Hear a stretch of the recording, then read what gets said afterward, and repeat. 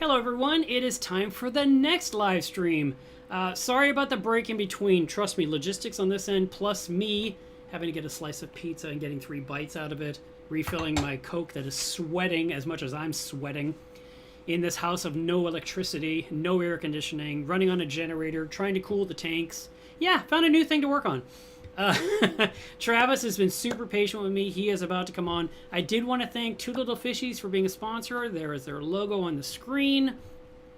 And guys, seriously, he makes so many products. And when I was looking at the raffle prizes that he contributed, it was like Christmas for me as I opened the box and just randomly, oh this. And I was like, and I was thinking, I don't actually sell some of these things, and they're so cool. Why don't I have these in my shop?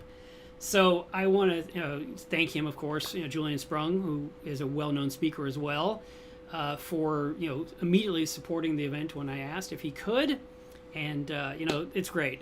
Now what we're going to next is actually been my passion for 22 years in a row. This would be year 23, and that would be Macna. So I have been telling people to go to Macna forever. After I went the first year, all I've said to people every single year is go to Macna. Just trust me, just go. Just don't even, just trust me. If you hate it, tell me afterwards, but there's no way you can. There's absolutely no way, because there's so much knowledge to be gained. There's so much cool stuff to learn. There's so much time to hang out with people, because it's a 3-day event. You're not in a hurry to make 2 laps and get out of the building like you would for a frag swap. This is your chance to have reef keeping college for the weekend, is how I've always said it. So, the person we're having on now is Travis Knorr. He is the president of MASNA, and they are working on next year's Macna now, so that's why we did that slide. And he said, can you put it in the background? I'm like, behind us? There's nothing to see. So here's Travis, and tell us a little bit about yourself. Well, thanks, Mark. And first, I just want to say I really appreciate you doing this. Of course, as folks understand, Macna 2023 was canceled, and so Mark stepped up to give us something to do in the meantime, and this just really turned out amazing. So thank you, Mark, first of all. And working in the conditions that your power's out, it's hot in the house, he's got to take care of his fish tanks and himself too. And but here we are. So I just want to give a shout out to you first, Mark, and thank you for that. So folks, my name's Travis Knorr, if you have or have not met me before. I'm originally from Wisconsin. I moved to Florida about 17 years ago. I got into scuba diving as a tropical fish collector, and that's really how I got into the aquarium trade. After that, I really wanted to do something a little bit more proactive and produce stuff for the aquarium, and get into the industry in a way that supports it. Rather than being a part of a fishery that's always taking things from the environment. Not to say that the fishery's bad. Florida has one of the best ornamental fisheries. It's really well regulated and enforced. So really an amazing thing to be a part of. But I wanted to do something more, so I got into aquaculture, and that's kind of been the path I've been on for the last 10 years or so. Working at the college in Key West. Formerly known as Florida Keys Community College, is now the College of the Florida Keys. And recently, I just started my master's at University of Florida at their Tropical Aquaculture Lab in Ruskin. And you're going to see a little bit more about that. We're going to do a tour that I pre-recorded for this event. So at home I keep a reef tank. I have a little frag tank. It's got a beautiful refugium. I like to build stuff myself as much as I can. And so you may see some photos that I've shared previously of the refugium is really my favorite part. It's actually it's a free span tank that's in a bay window, so it's mounted to the side walls. It's just really gorgeous. It turned out nice. So and if any of y'all know me real well, you'll know that I do have a sort of admiration for life support systems, and I really involve myself in those technical skills quite a bit. I worked at the Key West Aquarium as their life support systems tech, and then later on became their operations manager before I came up here to Ruskin, Florida. Subsequently, actually worked at Moat in Summerlin Key as well as their life support systems manager. So I've been all over the place doing all sorts of really cool stuff with restoration, corals, fish aquaculture. the restoration, habitat restoration, stuff like that. So I've really been all over the place, and I really appreciate it all. And I just keep getting more and more involved in all these things, and that's kind of how I landed in the spot I am in now. And you'll hear from Kevin Erickson after me, the immediate past president of the organization, who's really done some really great things, and I'm trying to fill his big shoes that he left for me. So I'm doing my darndest to make this organization as great as it possibly can.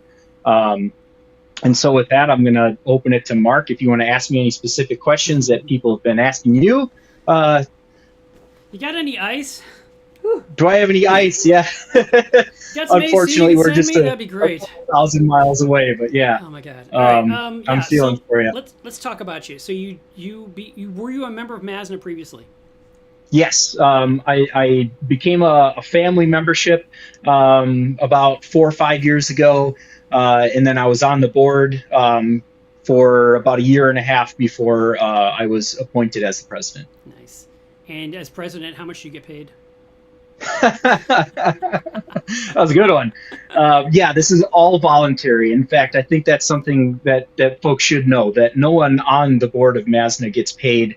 It's a nonprofit organization. We put on Macna, and any profits that might kick back to the organization, all are invested in scholarship programs and just kind of keeping the bank account rolling so that we can, move and look forward to the next Macna after that. No one's making a dime off of this. So it is all voluntary, and we do this because we love it. I totally relate to that, because when I was part of a 3-man crew to do Macna Dallas in 2012, I worked a zillion hours trying to make everyone happy. Everyone I was helping was making money, and I was getting $0, nothing. And I was dealing with sponsors, I was dealing with speakers, I was dealing with vendors, and making sure their booths are the right size, making sure they face the right direction, make sure they like their neighbor. I mean, it was that kind of stuff, right? And whatever it was, and I kept thinking, I'm doing this for free. You are literally going to make money. You have a reason to be there. Me, I'm just trying to get you there. I'm trying to get the people there. It's hard being the volunteer.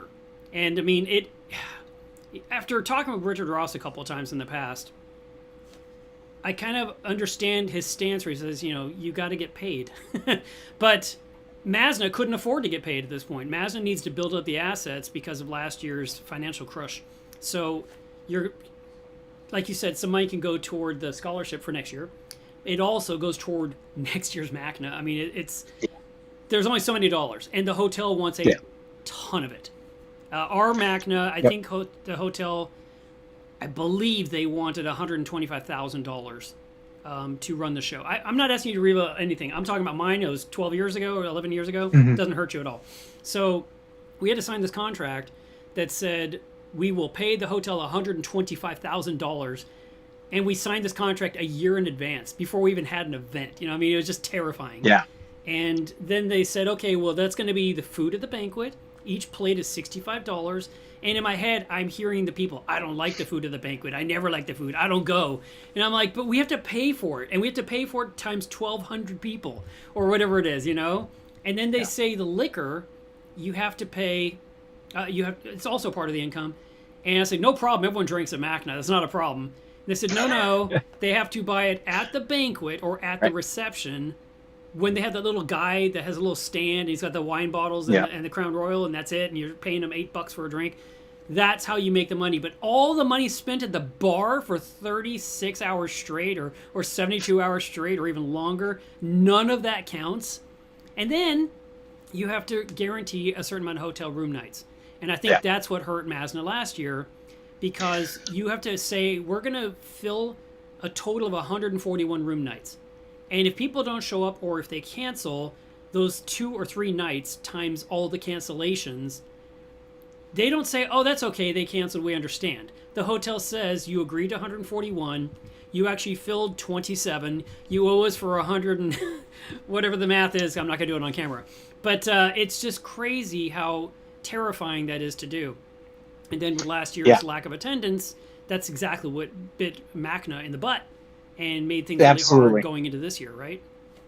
Yeah, and that's I really appreciate your perspective, because a lot of folks don't know that these contracts are signed years in advance, and that's actually, it's done on purpose, because that's how we get good rates on these things. The hotels, the conference centers, they need to make sure that they're making money. I understand that, and we're their customer, so Yep. that's how they make their money. And one thing I think is really important to point out is that, and I'm guilty of this too. Like, I'll go to Kayak or all the different travel, websites to try to find a good hotel rate. We actually secured a better hotel rate by having those contracts signed years ago, before the prices inflated. And we all know that everything's gotten more expensive. Well, those contracts have too, except we locked those prices in a long time ago.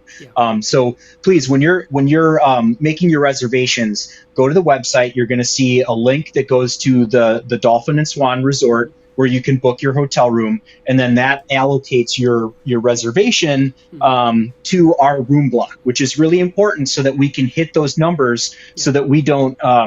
They call it attrition. It's not a penalty, right? It's an attrition fee or cost, however you want to define it, but it's not a penalty. Pay for it. Right? It's not free. We have to pay, exactly. And so that really, those sort of shortfalls are really what's damaging financially to any conference. And Macna's, it's a big one, and the contracts are big contracts. So it's a lot to hit those minimums. I'm kind of chuckling to myself, because just sections of our food and beverage minimums and our room rates and all that stuff are far more than that 125. Well, I'm thinking 125, but my brain is saying Macna cost us 250,000, so I don't know where the rest of the number was. So maybe it was 250 total. Maybe the food and beverage was 125. Then the rooms reserved was the other 100. I don't know. I did not touch the money. I actually said, I don't want anything to do with the money. I will handle the speakers. I will handle the vendors. I will handle the graphics. I was huge on graphics. That's something that Macna has gotten better with. I love signage. The more signage, the better. When I know where to go and where this room is, what time the speaker is, what their talk is about. I mean, even this show, I did not do enough signage. If you go to the speaker schedule, there's a list of names. There's no titles. There's no links. There's no time with what went wrong with the crisis with the storm last night. So we're just going talk for talk right now. But you guys have a whole year to work all the kinks and get all that stuff done. And that seems like a lot of time for the attendee, because they can enjoy it, because they know where to go, where to be, what time, program, all the things. Right. And so, like you said, we're a year out from the show. However, every day we're scrambling. We have deadlines to make right now that, whether it's contractual or just, planning stuff, getting people here, sponsorships, all those things, they need to be ironed out. We're actually we're barely keeping up with our timeline. We're still okay, but, every one of our board members is working at least 10 hours a day, if not more.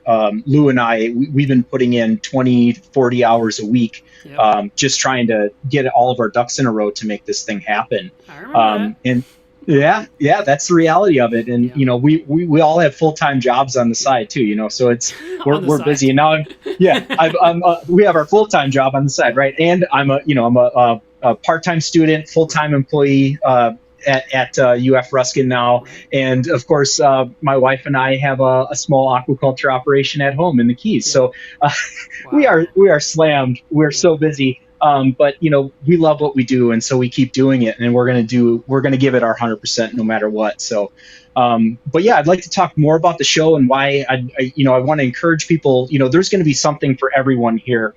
We've got a new lineup for a junior aquarist workshop that's going to be on Saturday. It's going to have some really wonderful hands-on training, and ages. I think we're going 12 to 17 on that. So bring your kids. They're going to have stuff to do. We're going to be able to sit them down and show them some really cool stuff, how to set up their own aquarium, test water. Some of the theories behind things at a very focused level, so that they can understand what's going on, and hopefully maybe bring some skills home to you and help you at home with your own fish tank. Aside from that, so the schedule is a little bit different. Friday's going to be a speaker day. Saturday and Sunday, the show floor is open. We will still have some general lectures on Saturday and Sunday open to the entire crowd. But yeah, we wanted to make sure that, you know, the vendors, they're getting their fair share of attention with the attendees, because, you know, those vendors really do make the show. If it wasn't for those folks that are bringing their setups to the show, you know, traveling with live organisms, whether it be corals, fish, you know, big heavy equipment, you name it. So they really work really hard to you know, put their name out there, interact with their customers. So it's just really important that you know, the customers understand that you know, without those vendors, Macna wouldn't be what it is. But I also want to stress that it's not just a frag swap. You know, we're more than that. We do education, we do dry goods. We do, you know, everything under the sun. It's fish, it's corals, it's experiences, it's entertainment. It's everything to do with all aspects of aquarium keeping. Yeah. Okay, so listen, it's 4:41. Oh. And we have a 21-minute video to play. Yeah. And then Kevin's next. So I think we have to jump there. I'm sorry to cut you short, but guys, Travis is coming back on at 3 in the morning on this thing for part 2. So everything you didn't get to include on this one, hit me on the beginning of the next one, and that way we can flesh that out, because I don't want to be left out. But I do want to run your video now. So all right, let me introduce it real quick. So this is an interview with Dr. Matt DiMaggio, who's the new director of the Tropical Aquaculture Lab in Ruskin, Florida, which is a University of Florida campus. And so we walk through this through the campus just to show you all what aquaculture is happening here. Of course, this is ornamental aquaculture. Some of it's freshwater, but some really cool saltwater breakthroughs have happened on this campus, including the blue tang. We're working on flame hawkfish and some other really interesting stuff. So that's my intro. And Mark, you can feel free to let it rip. Okay, so I'm going to hit play. And to be honest, I mean, you can obviously stay on and watch, but you can hang up anytime you want, because there's no way to talk over you talking to people. So this is the video. It'll just get confusing. Then this video is going to end. There's not going to be a thing at the end, because then we start the next one with Kevin. So thank you very much for coming on. Looking forward to seeing you again in like 11 hours, I think it is. And hang in there, Mark. Hopefully I can make it to the end. I think everyone just wants to see if I can make it. I think that's all they care about. So here we go. All right.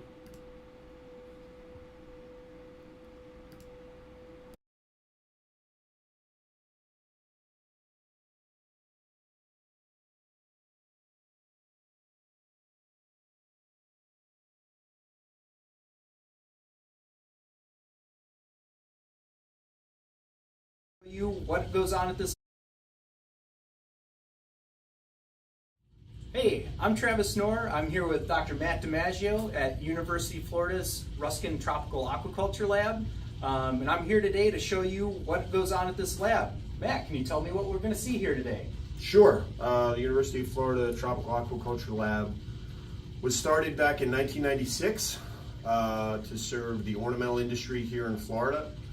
The ornamental industry is the most valuable commodity within Florida aquaculture, worth about $172 million every year in total sales. We got about 100 or so farms around the state, and those farmers need help and assistance for a variety of things. So things like, how do you produce a fish? What do you feed the fish? How many fish go in a tank? All of these different things contribute to those farms being successful. And that was one of the reasons why the Tropical Aquaculture Lab was put here in Ruskin, Florida. Ruskin, Florida is essentially the home of the ornamental industry. And that surrounding area, Hillsborough County, is primarily where a lot of the farms are situated. Also the proximity to Tampa International Airport for shipping of ornamental fish. The fact that we're essentially right on the hard freeze line. So this area generally never gets a hard freeze, so that's good for growing tropical fish, which like it warm. Also, we have water table ponds too, so you dig down in the ground and those ponds will fill in with water. So all these things contribute to making Ruskin, Florida, Hillsborough County a hot spot for ornamental aquaculture in the state of Florida. That's really cool. So I imagine we're going to see some ponds here. Those are probably all freshwater? All the ponds are freshwater, correct. Most of the ornamental aquaculture in the state probably takes place in freshwater ponds outside. Some does take place indoors in greenhouses, also in other covered structures. Interestingly, some of the vats that are used within the ornamental industry have a specific use or a specific previous use. They're actually burial vaults. So vaults where you would normally put a casket in so they don't float out of the ground here in Florida is actually one of the most common tanks to grow fish in the state. So not a very widely known fact, but interesting nonetheless. Very resilient. The farmers can beat on them. You just epoxy paint them and they make a great fish tank. So some interesting methods that have been developed by the farmers over time. There's a lot of different areas and programs here at the lab, which you'll probably walk through and see. So there's 7 faculty at the lab right now, a variety of staff and students. Our major programs look at things like general production, so things like how do we reproduce the fish, what do we feed them, culture conditions, things like that. Aquatic animal health, led by Dr. Roy Yanong. So diseases, how do we prevent those, how do we treat those? We have a disease diagnostic lab here at the lab, which is very important to the ornamental industry, saves them hundreds of thousands, if not millions of dollars every year in production. Non-native species and aquatic ecology, which is Dr. Jeff Hill and Dr. Quentin Tuckett, looking at things like if the fishes do escape and get off the farm, will they be able to establish in the environment, and how risky certain species are, whether they should or should not be cultured. Then we also have Dr. Angela Collins here, who actually does some shellfish aquaculture and commercial fisheries work. Dr. Josh Patterson, who's over at the Center for Conservation, but an adopted member of the Tropical Aquaculture Lab, doing his work in corals and urchin culture, seagrass restoration, things like that. And then we also have Eric Cassiano, who's an extension agent who does all the on-farm work, working with farmers, going out to the farms to translate all the information that we're able to develop here at the lab through research. Wow, that sounds like a lot. I'm excited to go see more. Let's go take a look. Okay, so we are in the Parvocalenus copepod production room. All of these tanks up here hold either adult copepods or baby copepods, which we call noculi. The noculi are held in tanks and fed over about a week until they grow up to the adults. And then the adults are stocked into our production tanks where they are allowed to produce more babies. And we harvest these babies out of tanks to then feed to larval fish. And this is important because a lot of the marine larvae that we raise here have really, really tiny mouths when they hatch. And so they can only ingest really small feed items. And the noculi produced by these Parvocalenus copepods are about 40 microns in width. So they're pretty small, highly nutritious, and a really great first feed item for marine larvae.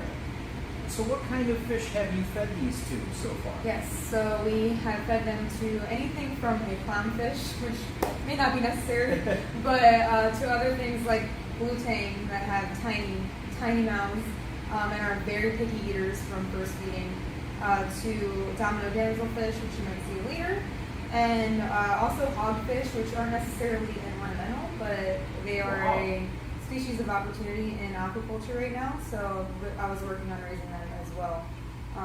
And we're working on flame hawkfish, lots of different marine ornamentals. So they are technically the natural first feed item of these fish. So okay. Yeah. So what does it take to grow these copepods? Yes. So the reason my PhD was focused on using a minimal amount of copepods is because they're not very easy to grow. Oh.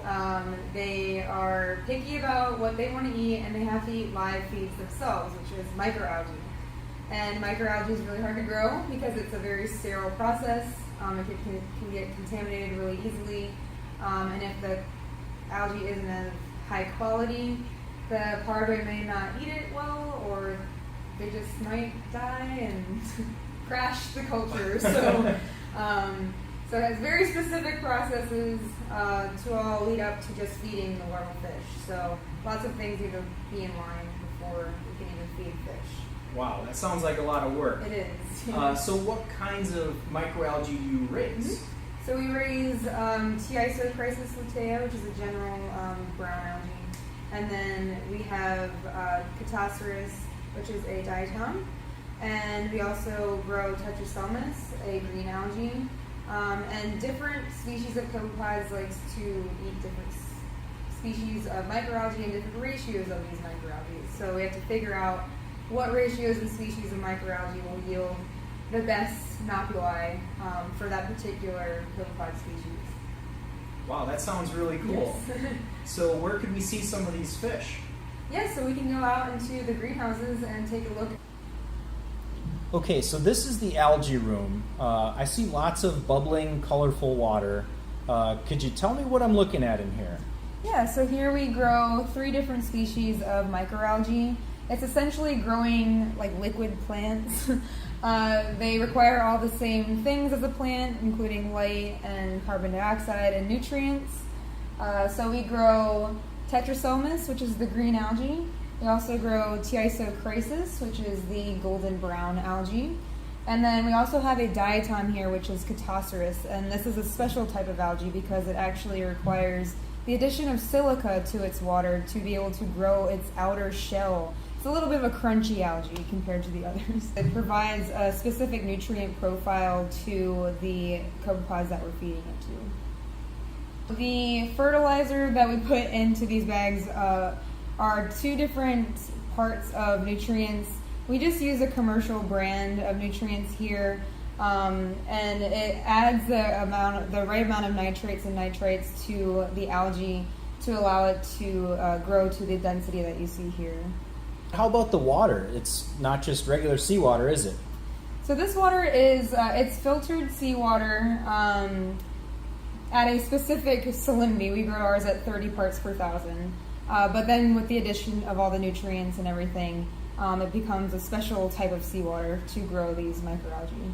Is it a special salt mix?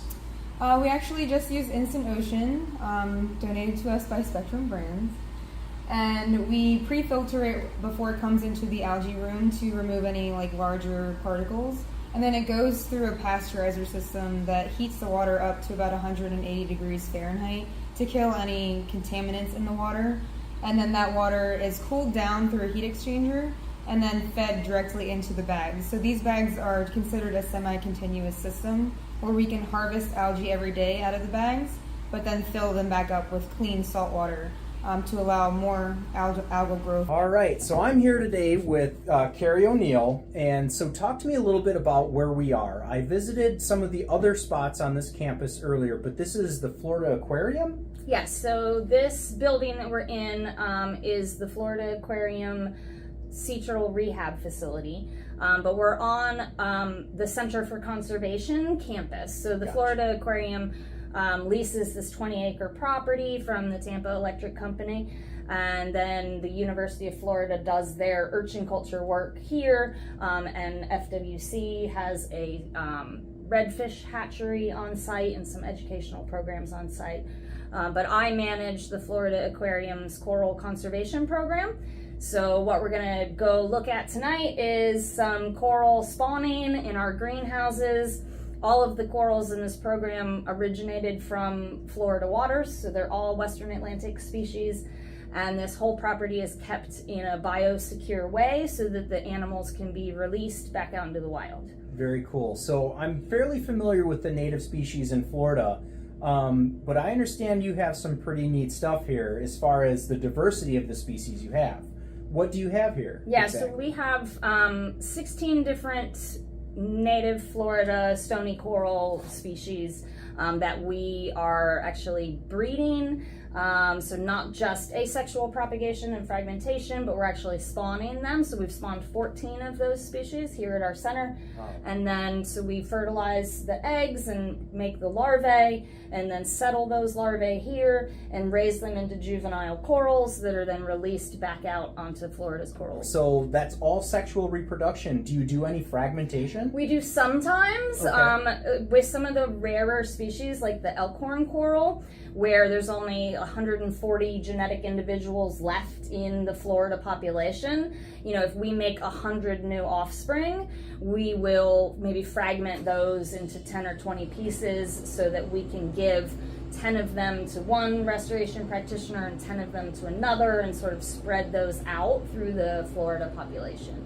But we won't make thousands and thousands of fragments from one single individual. Sure. I mean, of course, it's a lot of work, and I'm sure sexual reproduction is a lot of work too, but comparatively, what are the numbers like when you are successful with sexual reproduction? Well, it depends on the species. Like a broadcast spawning coral, we could just tonight from 5 or 6 corals spawning. For example, our boulder brain coral, which is Colpophilia natans, those could produce 500,000 larvae tonight. Wow. Yeah. Wow. So then you have to settle them and raise them, of course. So that takes a lot of space. Yeah. But we can usually raise between 5,000 and 8,000 juvenile corals every year that are put back out into the ocean. Wow, that's amazing. And so where are some of the places that those corals get outplanted? Yep, anywhere from Palm Beach. We work with the Reef Institute in West Palm Beach, Nova Southeastern and University of Miami, and Broward and Miami-Dade County, Coral Restoration Foundation, FWC, Moat, and Reef Renewal. So all of those different people that are already doing outplanting all along Florida's coral reef, we provide them with new genetic individuals, new babies, offspring to sort of add into the existing restoration strategy. So they've been outplanted anywhere from West Palm to Key West. Wow, that's really amazing. And it sounds like it takes a lot of individuals to make that happen. Aside from all those other partners that you work with, how many folks are here working hands-on? Yeah, so it's crazy. When I first started here 7 years ago, it was just me and one other person. So it was like if one person got sick or took a vacation, the other person was working 7 days a week. So that was when we first started. And now we've grown. We only had 1,500 square feet of coral rearing space. And we're soon going to have over 9,000 square feet of coral rearing space and 60 independent life support systems. So it's me, and then we have a restoration manager who just deals with the transactions of what broodstock are coming in, and then what babies are going where, and all the associated permits and paperwork. And then we have 12 biologists or aquarists that actually do the day-to-day work of caring for all of the corals and doing all the purchasing and all of that. That's really cool. And so, some of our viewers are pretty familiar with their own sort of fragmentation at home. Sure. and you're doing this on a hobbyist scale. But I understand the corals in Florida are a little bit different because, like you said, are they endangered species? So some of them are. So yeah, there are 4 of the species that we spawn and raise pretty regularly are listed under the Endangered Species Act. So they're currently listed as threatened. So technically not endangered. They're threatened as listed under the Endangered Species Act. And those are like the elkhorn coral, the Atlantic staghorn coral, the Atlantic pillar coral, and the mountainous star coral, which is Orbicella fabiolata. So those 4 species we raise and release pretty regularly. And so those are unique in that they just are regulated much more heavily. Their populations are very small, so you have to be very careful about what genetics are getting released and how the parents are being crossed, and you have to have a lot more sort of genetic planning that goes into breeding those corals and releasing offspring. But all of the stony corals in Florida have been illegal to collect for the hobby for decades. Sure. So we didn't really have a lot of information on their husbandry requirements. What kind of light levels and flow. Sure. And I mean, we just knew so little. So we've had to not only learn how to keep the parent stock alive, because we keep the parents here all year round for most of the species. And you'll see some of that when we go out to our greenhouse. We have corals that were rescued from Florida's coral reef during the outbreak of stony coral tissue loss disease. Yeah. So a lot of our boulder and brain type species were heavily impacted by stony coral tissue loss disease. And that's when we really decided to start this breeding program, was with the Atlantic pillar coral. There's only about 30 of them left in the wild in Florida, maybe even less now. I think it might even be down to 20. and they're so far apart that they can't actually make offspring on their own, because mom will never find dad. So we started with that one in 2019. We spawned the Atlantic pillar coral here, and we just put some of those babies back out into the ocean for the first time as a test, although now they're back in tanks again because of the high water temperatures. Right, I heard So, about that. we like to really focus on the fact that we are preserving the genetic diversity that we have left in Florida. Like a gene bank. Yeah, exactly. Cool. And then also learning all of these breeding techniques, because that's really how you're going to build a more resilient population in the future, is through breeding and offspring. If everything goes to plan tonight, Yeah. what exactly are we going to be seeing? Yeah, so we're going to go out to the greenhouse. We're going to meet up with a couple of the members of my team who are already out there monitoring. It's almost sunset. So sunset is at like 7:45 today, I think. So some of these corals will actually start spawning before sunset.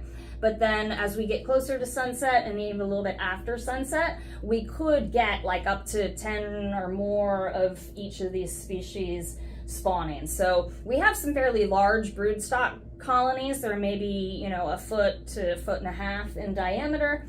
And we'll have all the water flow off in the aquarium so that we can keep a really good eye on them. We'll be using red lights. So as the sun sets and the skies, it gets dark out there, we don't want them to think they're getting moonlight when they're not. So we use red light.